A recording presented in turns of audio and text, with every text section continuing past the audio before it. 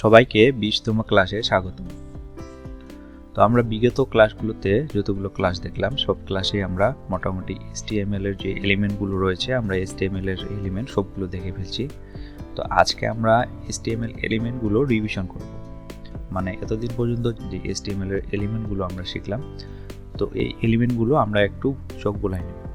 প্রথমে যদি আমরা দেখি সেটি হচ্ছে বেসিক HTML এর যে এলিমেন্টগুলো রয়েছে, যে আমাদের HTML এর স্ট্রাকচারটা ছিল, সেই স্ট্রাকচারটার যে HTML গুলো ছিল সেগুলো যদি আমরা দেখি, যে প্রথমে এখানে টক টাইপ, তারপরে HTML ট্যাগ, তারপরে হচ্ছে head tag, title tag, body tag. এখানে আমরা হেডিং ট্যাগগুলো দেখতে পাচ্ছি H1 থেকে H6 পর্যন্ত, পি ট্যাগ, বিআর ট্যাগ। তো এগুলো প্রতিটি হচ্ছে HTML এর একটি বেসিক ট্যাগগুলো। তো এভাবে আমরা যদি পরের ট্যাগগুলো দেখি, এগুলো হচ্ছে HTML এর ফরম্যাটিং এর ট্যাগগুলো আমরা যেগুলো দেখে আসছি, যে ট্যাগগুলো আমাদের যে HTML এর কন্টেন্টগুলো রয়েছে এই কন্টেন্টগুলোকে বিভিন্ন ধরনের ফরম্যাটে নিয়ে আসে। এগুলো হচ্ছে HTML ফরম্যাটিং এর যে এলিমেন্ট। তো HTML ফরম্যাটিং এর অনেকগুলো এলিমেন্ট রয়েছে। আমরা যদি দেখি যে এখানে অনেকগুলো এলিমেন্ট দেখা যাচ্ছে, আপনাদেরকে আমি এই ফাইলটি দিয়ে দিব, ভিডিও ডেসক্রিপশনে পেয়ে যাবেন। তো এখানে প্রত্যেকটি ট্যাগের মধ্যে যদি আপনি কার্সর রাখে ক্লিক করেন, তাহলে এখানে এই যে ট্যাগটি, এই ট্যাগটিকে বিস্তারিত যেখানে আলোচনা করা হয়েছে W3 স্কুলে, সেখানে কিন্তু চলে যাবে। তো আমরা স্বাভাবিকভাবে লক্ষ্য করলে দেখতে পাচ্ছি যে বাম পাশে প্রত্যেকটি ট্যাগ লেখা রয়েছে, যে ট্যাগটি আসলে কীরকম, এবং ডান দিকে এর ডিসক্রিপশন দেওয়া আছে যে এই ট্যাগটি কী কাজে ব্যবহার হয় এবং কী কাজ করে। তো এরকমভাবে আমরা HTML ফরম্যাটিংয়ের অনেকগুলো এখানে ট্যাগ দেখতে পাচ্ছি, যেগুলো আমাদের একটি HTML টেমপ্লেট তৈরি করতে প্রয়োজন হয় না, কিন্তু অনেক সময় প্রয়োজন হয়, যার কারণে এগুলো চোখ বুলিয়ে রাখাই ভালো। তবে যেগুলো বেশি প্রয়োজন হয় এগুলো প্র্যাকটিস করতে করতে আমাদের আয়ত্তে চলে আসবে। এগুলো যে প্রতিটাই মুখস্থ করতে হবে এমন কিছু না, কিন্তু জানে রাখা ভালো। তো এভাবে এরপরে যদি আমরা দেখি HTML এর মেটা ট্যাগগুলো, সেগুলো হেড ট্যাগের মধ্যে থাকে, যেমন হেড ট্যাগ, মেটা tag, base tag, base font tag. তো এগুলো ট্যাগগুলো আমাদের প্রত্যেকটাই মনে রাখতে হবে, কিন্তু মুখস্থ করতে হবে না। এরপরে HTML ইমেজের ক্ষেত্রে যে ট্যাগগুলো ব্যবহার হয়, যেমন image tag, map tag, area tag, canvas tag. তো এইগুলো হচ্ছে HTML এর ইমেজ ট্যাগ। তারপরে HTML এর লিঙ্ক ট্যাগগুলো রয়েছে, যে ট্যাগগুলোর মাধ্যমে আমরা লিঙ্ক আপ করি, এগুলো হচ্ছে HTML এর লিঙ্ক ট্যাগ। এরপরে রয়েছে HTML এর টেবিল, যেগুলো আমরা করে আসছি, যেমন table tag, caption tag, TSTR, TD। তো এগুলো প্রতিটাই কিন্তু আমাদের টেবিলের জন্য ইউজ হয়।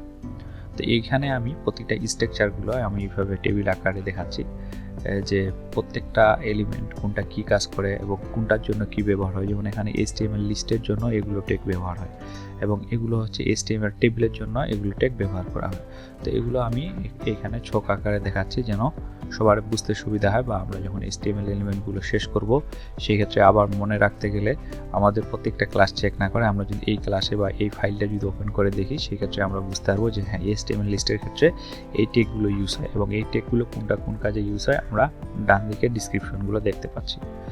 এভাবে HTML ফ্রেমের জন্য যে ট্যাগগুলো রয়েছে সেগুলো হচ্ছে HTML এর এই যে ফ্রেম ট্যাগ, তারপরে ফ্রেম সেট ট্যাগ, এরকম অনেক ট্যাগ রয়েছে।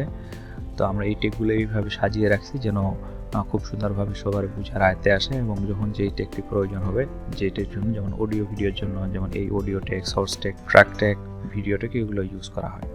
তো এরপরে আমরা যে ফরম্যাট ট্যাগগুলো দেখে আসছি ফর্ম এবং ইনপুটের জন্য, এগুলো হচ্ছে যেমন এই যে এখানে ফর্ম ট্যাগ, ইনপুট ট্যাগ।